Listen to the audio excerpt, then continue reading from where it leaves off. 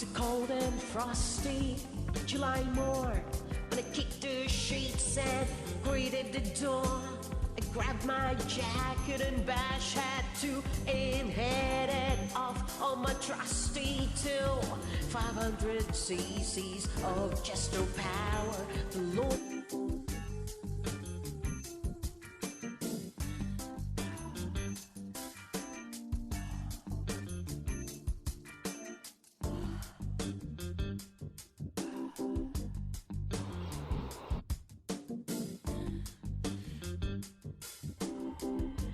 Hey everyone, this is Emma Jane. Thank you so much for watching.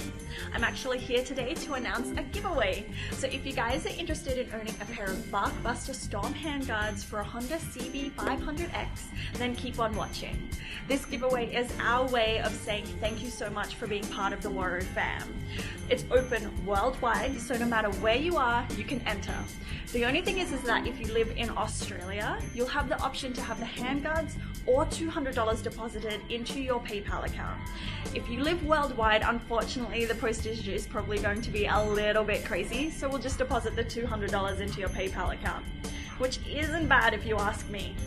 This competition is going to be open for 3 weeks. We will be announcing the winner on the 14th of May.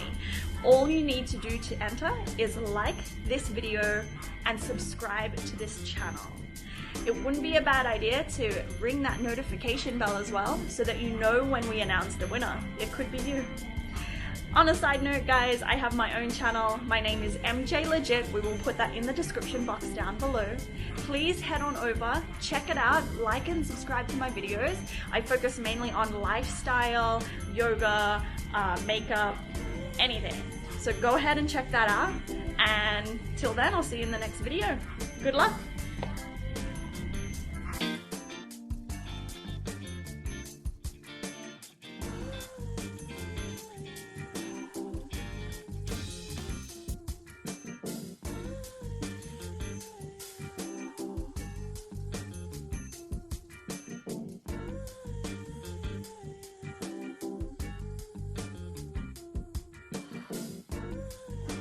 Today I thought we might do a comparison between the new release on the CB500X and the older model.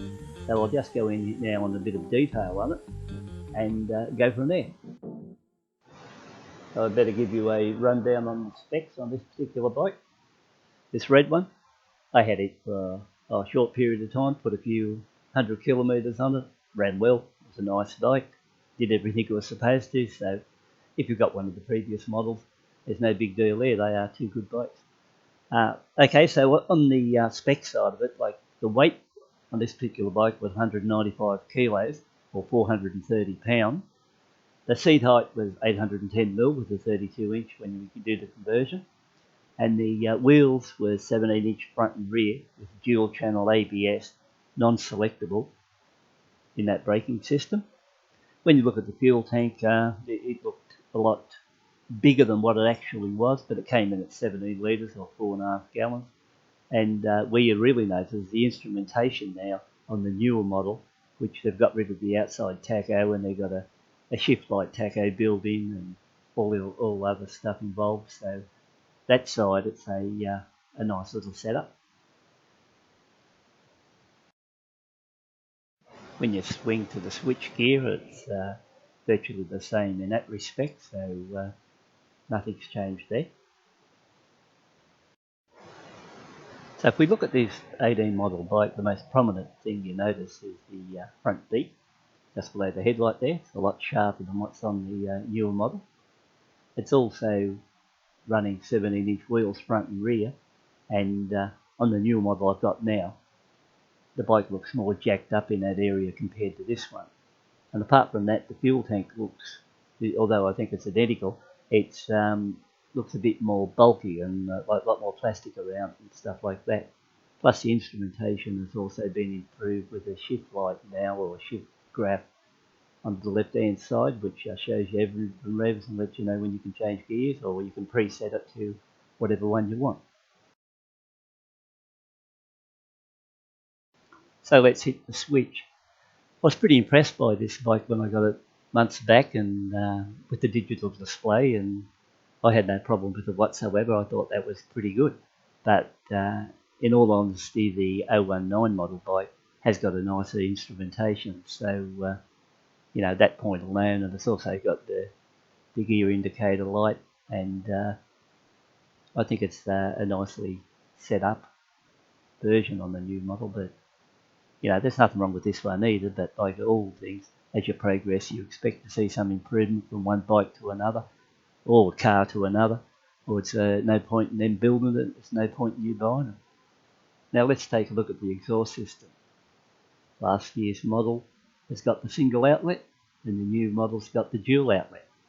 So I think the dual outlet one, especially on downshifts, makes a lot better noise, and it burbles and crackles at times too. So it's more sportier.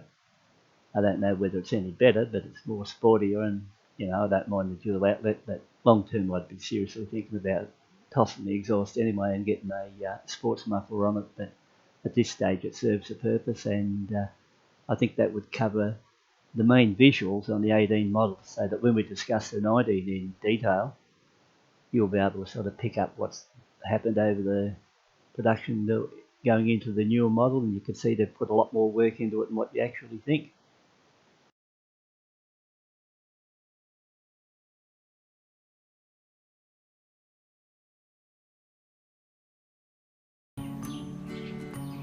Well guys, now we'll swing to me 019 model bike. Unfortunately I haven't got a red one, so we'll just have to settle for this gunmetal version. It would have been better, I suppose, to do the comparison if I would have had the 019 in red, and you would have been looking at 019, 018, both the same colour. Better idea, but they're not available here, or they weren't when I bought this one, so the choice is this one. So straight off you should be able to tell that it's jacked up higher, easily jacked up higher in the front if you compared the previous red to this. That would be the first feature you would look at. On a visual look, you could swing to the exhaust and see you've got the dual outlet. Actually, I really don't mind that dual outlet. You've got your 19-inch front wheel. If you look at the beak below the headlight, definitely not as pronounced as what's in the earlier model.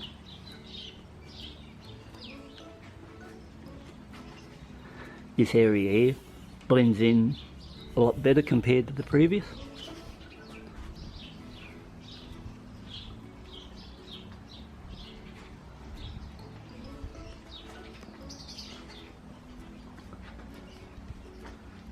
When you're actually sitting on the bike, it doesn't seem quite as bulky up in this front fuel area with the add-ons of the plastic. Seems a little bit more compact to me. The instrumentation, I think, looks a lot cleaner, nicely set out with your neutral light blaring away. Nice large speedo. Bit hard to get a photo of this with the bad reflection from under the veranda and that, but you know, when you're out on the road it's fine. The display is really nice. So that would roughly wrap up the visuals on the bike, and what we'll do now is we'll go into a detail through the actual changes, what a little bit harder to see. Well, let's start it off first with, it's got a new radiator shroud design, which has got air vents and directs air away from the rider. So I don't think I took it in the other video, but you can definitely see the venting down the side here. It's more plastic.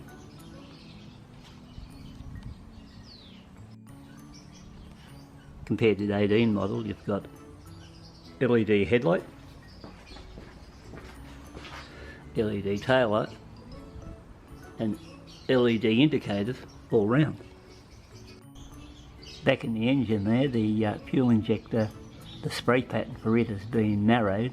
It's apparently supposed to give it a more linear power run. There's also a new rear shock fitted for better rear wheel tracking.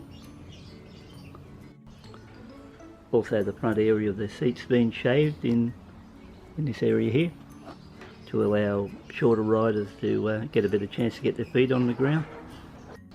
The new motor is supposed to have something like a 3 or 4% increase in torque, which gives better power from 3,000 to 7,000 revs, but I don't know, it may, or it's fairly hard to pick 4%. You know, if you're getting 10 or 20, I think you'd pick it quite easy, but 3 or 4% is pretty hard. And also there's new valve timing thrown in on this model, and that's supposed to increase roll-on torque. If we look back under the seat area, they've also fitted a smaller battery so they can have a little bit more room for the air filter. I don't know what to think about that. It may be a good idea or may not. It depends on whether these bikes have battery problems, but you would have thought maybe they could have tossed in the lithium. They've also fitted a new crank position sensor, which is supposedly going to give it much more linear power. Well, either way, I find the power delivery really good, so like when I'm out there going along and put throttle on at top gear and that, I can just take off with no drama whatsoever. So the pity is it's been 7 months since I've been on the other bike, so it's hard to do a comparison, and I really can't guess on it because I'd like to keep the facts pretty straight. They say they've also improved the gear shifter mechanism to give you a more positive change whether you're changing up or down. And up from my experience, I reckon the gearbox in this is pretty good, and the change is perfect. I haven't struck any false neutrals or any drama whatsoever. So once again, a bit hard to compare with the old bike because it's too long ago to remember what the gear changed, and I've had a few bikes since then anyway, so I think we've had 4 or 5 bikes since then. It also comes with a more sportier dual outlet exhaust, which has got quite a nice little burble on downshift, raising a bit of crackling too, so between it, you know, it's a lot different than what I recall in the other bike. Now when combined with the slipper clutch, they've also improved the clutch pull by 45%, which now is extremely easy.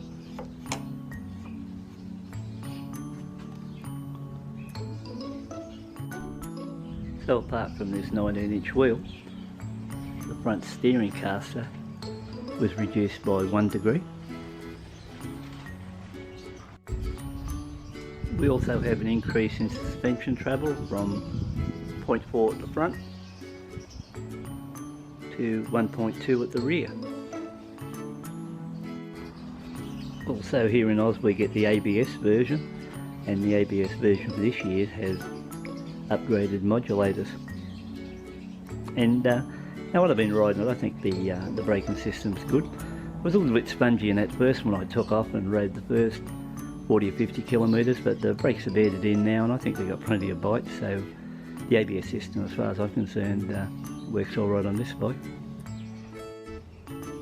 Apparently the turning circle radius on this model has been reduced by 8 inches in a from lock to lock, turning around either way.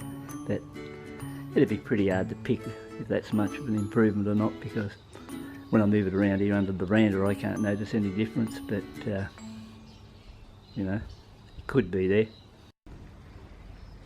The windscreen's supposed to be increased in size by 20 millimetres, but you know, if you look at 20 millimetres, that'd only be something like that. So once again, pretty hard to pick. Now it's pretty hard to say that I can't compare it to the other one at the moment, but it said it's got a more tapered style handlebars with this model, plus the handlebars are actually rubber mounted to absorb vibration coming through, so it could work alright.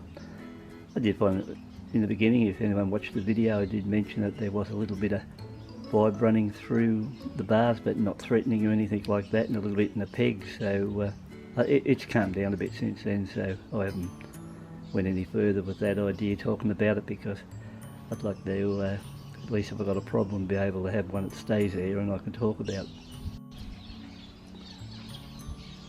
The seat rails are redesigned now for a nicer lighter look, so probably won't affect me much because I never have anyone on the back. The dash display is now slightly large. You got your upshift display if you want to for what gear you're in.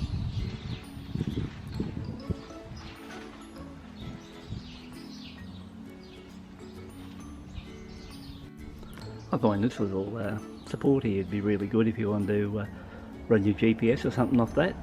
That'd be a cool little item to have. I don't think the other one had it, I can't remember now if it had that or not, but the fact is it's there now, and I'd have to check back on my other video on the bike. But you know, I think you gotta get a fair bit of work for that little handy item. So that concludes the look of the bike. I hope you know you found a few of these add-ons what's been put to the 019 bike interesting. As a rider of either bike, I would say for some reason this new model doesn't feel as big to sit on and ride compared to the previous model. Could be all in the mind or not, but it just doesn't seem as big in this area here, like sitting there and looking over the tank area. Maybe the fairing here has been reduced in size, I don't know, but when I first got on one of these 7 months ago I thought, geez, this is a fair sized bike, where second time around when I got on this one I had no trouble whatsoever and never even thought much about it. So it appears to me that they may reduce the bulkiness around the tank area or something like that, and it doesn't seem quite as big to sit on and ride. So others may be able to comment on that one.